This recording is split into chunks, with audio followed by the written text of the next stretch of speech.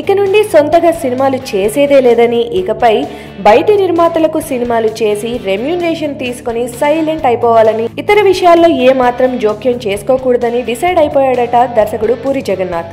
Career starting లో సొంత సినిమాలు చేసి లాభాలు గడించిన పూరికి ఆ తర్వాత చేసిన సినిమాలు ఫ్లాప్ అయి అప్పుల్లో మునిగిన విషయం తెలిసిందే.